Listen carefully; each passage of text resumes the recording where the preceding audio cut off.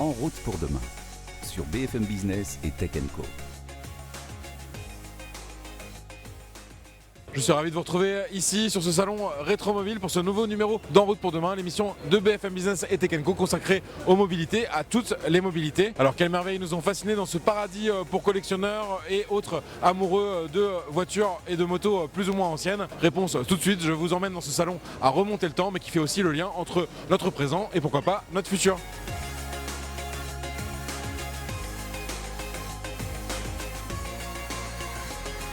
Rétromobile, c'est le salon des véhicules anciens qui connaît un grand succès ces dernières années. L'an dernier, l'édition elle avait tout simplement rassemblé près de 130 000 personnes et les organisateurs ils comptent bien battre ce record cette année. Pour cette 49e édition, une des stars sera certainement la mythique Citroën DS, puisqu'elle a été présentée il y a tout simplement 70 ans au Grand Palais, donc pas très loin d'ici, en 1955, et donc un véhicule très marquant pour Citroën et l'automobile française en général. Au programme, un stand dédié à ces 70 ans, avec en particulier la recréation d'un objet marketing qui avait été créé en 1959 pour mettre en avant les suspensions hydropneumatiques du véhicule avec des énormes boules oranges placées aux quatre extrémités d'une DS. Aujourd'hui, la marque DS elle est complètement séparée de Citroën, toujours au sein du groupe Stellantis, et donc ce stand dédié c'est aussi l'occasion pour DS de montrer sa prochaine création. On la découvre tout simplement en première française, la DS numéro 8, donc la berline 100% électrique qui est très attendue, une des principales nouveautés cette année.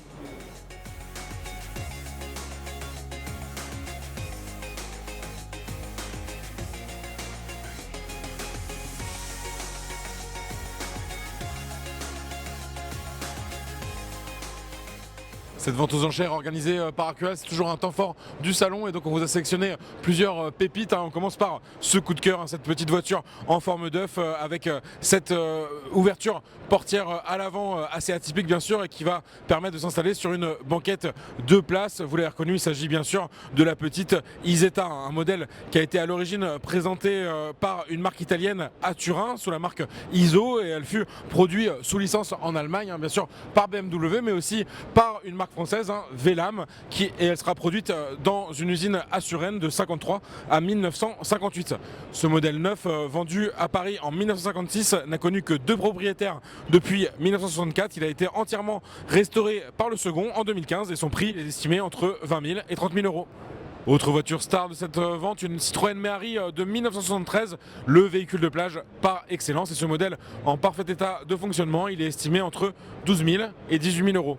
On reste chez Citroën avec un autre modèle mythique, la célèbre 2 chevaux. Attention, il s'agit d'une version très spéciale puisque c'est la 2 chevaux dite Sahara, et celle-ci en question a été produite à 80 exemplaires pour la Guardia Civile espagnole en 1964. Et oui, c'est bien une 2 chevaux 4 roues motrices avec la particularité d'avoir un moteur à l'avant et un moteur à l'arrière, un peu comme sur les Tesla transmission intégrale en gros, sauf que là on est bien sûr sur du thermique et pas de l'électrique. Avec une production de seulement 693 exemplaires au total de ces 2 chevaux Sahara entre 61 et 67, ce modèle mis en vente risque d'attirer les passionnés avec une estimation entre 80 000 et 120 000 euros. On reste dans du véhicule assez atypique avec cette magnifique limousine, une Mercedes-Benz 600 Pullman. Elle a la particularité d'avoir été achetée neuve par la famille royale de Suède en 1964 et elle bénéficie d'un aménagement pour le moins très luxueux. Pour rouler au confort d'une famille royale des années 60, il faut compter entre 150 et 200 000 euros. Dans cette vente aux enchères, on retrouve aussi des véhicules plus récents comme cette magnifique BMW Z8 de 2001. Sous le capot, un merveilleux V8 5 litres de 400 chevaux et 500 Nm emprunté à une certaine M5. Pas de compteur derrière le volant, ils sont au centre dans cet habitat qui nous plonge dans une merveille automobile du tout début de notre 21e siècle. Et avec seulement 30 km au compteur, peut-être une voiture quasi neuve de 2001 qui pourrait atteindre les 400 000 euros. On remonte un petit peu le temps avec cette Renault 5 Turbo 2 de 1984. Renault a en effet annoncé qu'il allait produire une version modernisée de cette super sportive des années 80 avec bien sûr l'idée de faire aussi vivre le début de carrière de la nouvelle R5. Au programme 500 chevaux en propulsion mais a priori à un prix très élevé. Et c'est malheureusement aussi le cas pour cette Turbo 2, estimée entre 80 et 100 000 euros. Un exemplaire très spécial puisqu'il s'agit d'une commande de l'ambassade du Qatar à Paris en 1984 et préparée avec soin par Renault pour ce client qui souhaitait par exemple profiter des sièges de Turbo 1 mais aussi de rétroviseurs électriques ou encore d'un magnifique téléphone Thomson. On reste chez Renault mais avec un véhicule très atypique. Pourquoi pas rouler finalement en bus de la marque aux losanges. Cet exemplaire, il date de 1936. Et on enchaîne avec une autre belle surprise de cette vente aux enchères avec ce croisement entre un yacht et une voiture. Et c'est tout à fait voulu puisqu'il s'agit d'un véhicule conçu par Louis Réard qui n'est autre que l'inventeur du bikini dont il a déposé la marque en 1946. Une voiture bateau avec même une coque baptisée au champagne dans la plus pure tradition maritime le 1er octobre 1948. Il sillonna ensuite les plages ou certaines étapes du Tour de France. Comptez plus de 250 000 € pour ce modèle pour le moins unique. Et alors que la voiture volante fait régulièrement son retour dans l'actualité récente, on y pensait déjà démocratiser l'aviation civile dans les années 30 avec cette avionnette dite Pou du ciel qui est sortie en 1934. Une sorte d'ancêtre de l'ULM version entre-deux-guerres, un biplan avec une belle hélice en bois. Ce modèle il a été rénové en 2003 et il est estimé entre 15 et 25 000 € et donc avant de m'envoler vers d'autres stands, j'espère que cette sélection vous aura plu.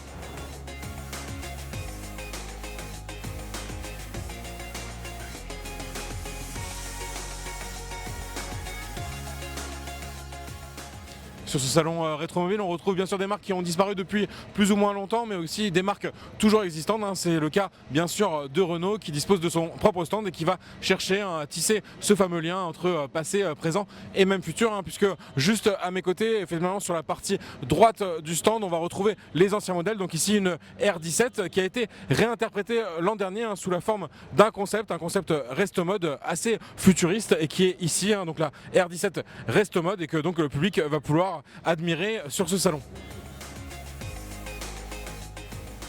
On poursuit sur le stand Renault avec toujours ce lien entre les ancêtres finalement de la gamme et leur nouvelle version. Donc à ma droite, même chose, une très jolie 4L ou Renault 4, son nom officiel. Et juste en face, on retrouve cette même logique avec la nouvelle R4 qui sera une des principales nouveautés chez Renault cette année. Donc sur le principe de la R5 mais un petit peu surélevé et avec toujours bien sûr cette motorisation 100% électrique. Et puis juste après, vous l'avez deviné, on va retrouver bien sûr l'ancienne R5 qui fait face à la nouvelle et donc là même chose, un modèle culte chez Renault vendu à des millions d'exemplaires et qui fait face à son successeur, donc la nouvelle R5 qui est très attendue justement pour incarner ce nouveau souffle électrique chez la marque Losange. Nous sommes toujours sur le stand Renault de ce salon rétromobile. Je suis avec Dominique Jackson, donc responsable marketing et communication de cette collection Renault. Et on est ici avec une pièce maîtresse, c'est ça, du stand? Absolument, on va faire un voyage dans le temps. Je vous propose qu'on se replonge dans les années 20.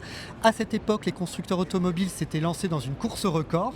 On a commencé à construire des circuits spécialement pour ça. Je pense notamment à la Haute Vitesse de Montlhéry, construit en 1924, sur lequel Renault va commencer à battre des records avec des 40 chevaux à partir de 1925. Et celle que nous avons ici sur le stand, c'est une réplique de la version de 1926 qui a battu des records, à savoir les 50 miles à plus de 190 km/h ou encore les 24 heures à plus de 173 km/h.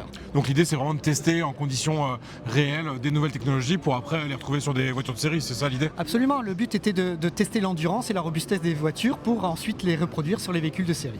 Alors comme on l'a déjà vu, la thématique de ce stand c'est d'associer on va dire passé et présent voire futur et là c'est complètement le cas aussi pour ce prototype, c'est ça? Absolument, c'est un véritable dialogue entre on va dire l'héritage et l'innovation.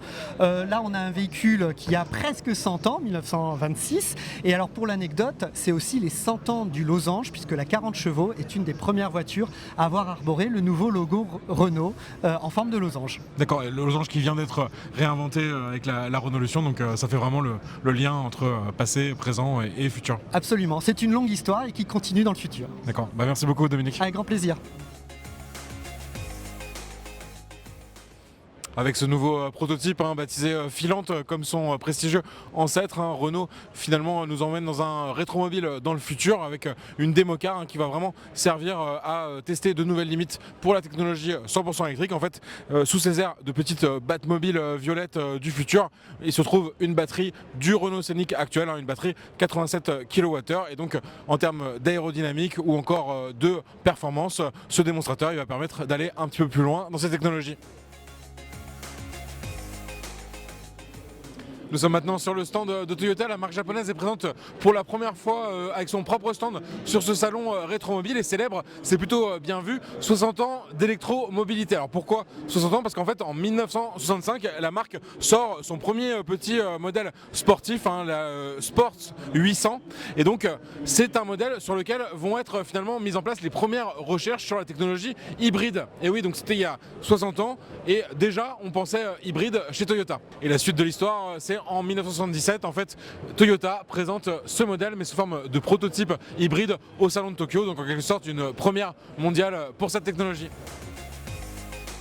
Depuis, on le sait, Toyota s'est imposé comme un champion de l'hybride avec le lancement de la première génération de la Prius en 1997, un modèle qu'on retrouve donc logiquement sur le stand. En fait, l'idée pour la marque japonaise, ça va être sur ce salon de réaffirmer justement ce statut de pionnier de l'hybride, surtout face à de nombreux concurrents. Pour le rappeler, en 2024, les motorisations hybrides, c'était un gros succès commercial en France, donc vraiment une motorisation qui débutait, on va dire, à la fin des années 90. Et à ses côtés, on retrouve un très joli petit RAV4 lancé en 1996 en version 100% électrique, et là c'est une manière aussi pour Toyota de montrer que finalement ils n'ont pas de fixette sur une technologie particulière. En fait, pour chaque usage une motorisation, et donc pour certains usages l'hybride et pour d'autres le 100% électrique.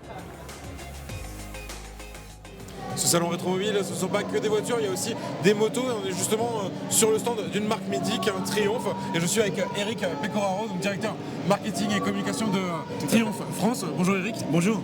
Donc ravi d'être présent sur ce stand. Je crois que d'ailleurs la marque elle est actuellement présente à l'affiche au cinéma, c'est assez atypique, non? Oui, tout à fait, avec Bob Dylan qui était un amoureux de la marque, et donc effectivement on fait le pont avec Rétromobile et le film.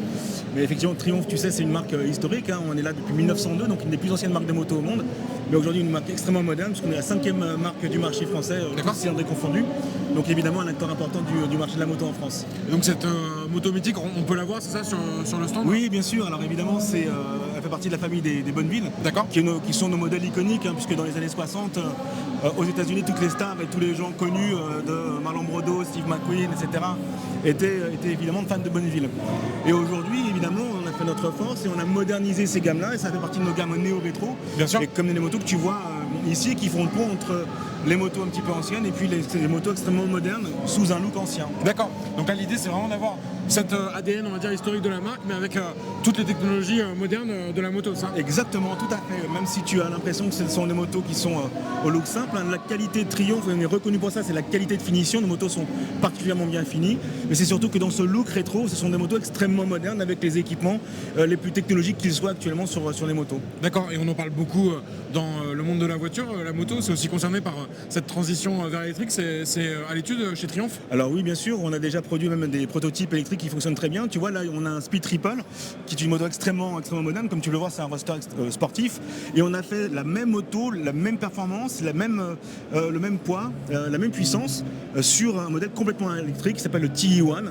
Donc une Speed Triple électrique, on peut dire. D'accord. Et là, j'imagine que les problématiques, c'est les mêmes que dans le monde de la voiture, c'est-à-dire autonomie, recharge. C'est peut-être compliqué de passer à ça, mais il y a peut-être un public qui est aussi prêt à y passer. De toute façon, certains qui n'auront pas le choix. Pour dire la vérité, non, pour l'instant, pas pour la moto, sur des motos de ce type-là. Mais par contre, pour le loisir, on a sorti une gamme complètement électrique pour le loisir, dédiée aux enfants, aux écoles de pilotage, pour le cross, pour la balade en électrique. Et donc là, on a une gamme Triumph électrique spécifiquement pour ça. Tiens, merci beaucoup. Avec plaisir. Ce salon rétromobile, c'est aussi l'occasion de faire le point sur le rétrofit, cette technologie qui permet de transformer une voiture thermique en voiture électrique. Et je suis justement avec Stéphane Vimez. Bonjour Stéphane. Bonsoir Julien. Qui est directeur général donc, du 2 chevaux Merry Club Cassis, et aussi de Airfit, lancé on peut dire en gros l'an dernier dans ce même salon rétromobile. Est-ce que vous pouvez nous faire un petit bilan justement depuis l'an dernier? Oui, tout à fait. Donc, le rétrofit, c'est né en 2020, mais le temps de passer les premières homologations, ça fait que maintenant 2-3 ans qu'on commercialise. Mais l'année dernière, on était ici même avec la Renault 5, le kit Renault 5 rétrofit qu'on commençait à commercialiser. On a livré une quinzaine de véhicules, donc c'est pas exactement ce qu'on attendait, mais on a un kit aujourd'hui qui est pas, en termes de prix, qui était un petit peu élevé. Les aides n'étaient pas tout à fait au rendez-vous. Heureusement, cette année, on a été un peu mieux servi, puisque malgré un contexte de réduction des soutiens. Et ben pour le véhicule utilitaire, il y a toujours cette prime au rétrofit qui est disponible. Oui, ça finalement c'est la bonne surprise, on va dire, du contexte actuel, même si c'est peut-être en train de changer aussi, on sait, avec les évolutions on va dire législatives qui bougent aussi avec le budget 2025. Je ne sais pas si ça va être remis en cause ou pas. On est hors budget puisqu'on a eu l'arrêté définitif, donc ils ont sécurisé au sanctuarisé moins l'aide sur la partie rétrofit, donc c'est quand même une reconnaissance que c'est une solution pertinente pour décarboniser le parc. Complètement. Et puis un accent a été mis effectivement sur le véhicule utilitaire parce que avec la mise en place des ZFE pour les artisans, les commerçants, il va falloir une offre électrique abondante. Et c'est ce que vous présentez justement ici, ça, avec cette 2 chevaux fourgonnette qu'on voit. Ouais, la 2 chevaux fourgonnette, c'est dans l'histoire du véhicule utilitaire, c'est quand même quelque chose de très novateur. Hein. C'était une des premières offres qui a existé. Et puis quelque part ici, on donne un nouvel usage puisque c'était le couteau suisse déjà à l'époque de l'utilitaire. Et là, on a fait un aménagement food truck sur mesure pour le véhicule qui va pouvoir permettre de faire de la petite restauration en ville puisqu'en électrique. Donc l'idée, c'est que je viens avec ma propre 2 chevaux fourgonnette, ou vous avez aussi une solution en quelque sorte clé en main? Alors c'est magnifique, c'est que vous avez le choix. Donc soit vous venez avec votre 2 chevaux fourgonnette et on va la convertir à l'électrique, ou alors vous n'avez pas de véhicule et on va s'occuper de trouver le véhicule et de le convertir à l'électrique et de faire un véhicule. On peut aller jusqu'à un véhicule quasiment neuf comme celui qu'on présente aujourd'hui. Et dans ce cas-là, sur cette dernière option, il faut prévoir quel budget environ? On est aux alentours de 30 000 € pour le véhicule entièrement reconstruit avec une motorisation électrique. Et là-dessus, vous avez des aides en national d'environ 4 000 €. Et l'annonce qui a été faite la semaine dernière par la région Île-de-France, c'est qu'il y a un bonus de 6 000 € qui va venir s'ajouter à cela. D'accord, donc des aides locales qui peuvent compléter cette aide nationale. Exactement. Et donc là, on était sur l'utilitaire et je crois qu'il y a aussi une nouveauté, un peu plus voiture plaisir, on pourrait dire. Oui, il y a du fun aussi, hein, parce qu'on a repris il y a 2 ans la marque Burton, c'est une marque des Pays-Bas. Alors Burton, c'est un nom anglais parce qu'on est sur un roadster d'inspiration anglaise, mais il a cette particularité, c'est qu'il est sur une base de 2 chevaux. Donc là encore, comme un peu l'exige, on va dire, le monde automobile d'aujourd'hui, on va l'avoir en version thermique. Donc on va venir avec une 2 chevaux 6 qu'on va transformer au moyen d'un kit de carrosserie en roadster, en Burton, mais on l'a aussi décliné en électrique, il sera homologué pour cet été, je l'espère. Et là, l'idée, c'est toujours la même, c'est de dire on a des véhicules dans la gamme de chevaux, dans la gamme Burton, qui ont beaucoup d'un aspect très séduisant, y compris pour les jeunes générations, mais celles-ci, elles n'ont pas les mêmes critères que leurs parents, leurs grands-parents. Le thermique, ça les intéresse moins. Et l'idée, c'est de conjuguer le passé et le futur, et donc d'associer du vintage avec de l'électrique.